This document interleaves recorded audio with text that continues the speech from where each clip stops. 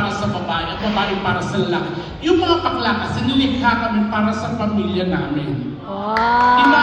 Minsan na pati pamilya ng mga jowa namin, dinadamay namin yun. Ang ibig sabihin nun, extended family members. Kaya pala nagpasal ka ng Gcash ng 5,000 kanina. Oo.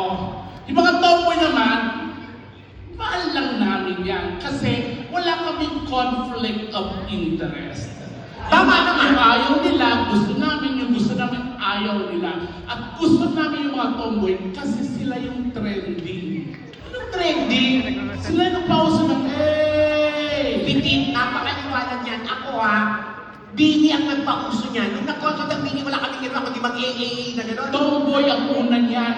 Paano naging tomboy? 1989 pa lang, ginagawa na yan ng tomboy na AA na yan. Hindi, Bini yan! Tomboy nga, kasi yung mga tomboy, di ba wala naman silang ari? Oh. So umiihi sila, nakatayo din. Tapos, So ginagawa nila to, padaluyan yan. Pinapadaluyan nila, pagtataktak nila yun. Kaya tomboy talaga. Isang A naman dyan! Alam nyo na. pero tomboy ka rin naman Talaga? Anong tomboy? Tumabang baboy.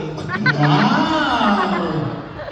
Pero magandang gabi. Ito kasi mga VIP to. Totoo. Hindi pwedeng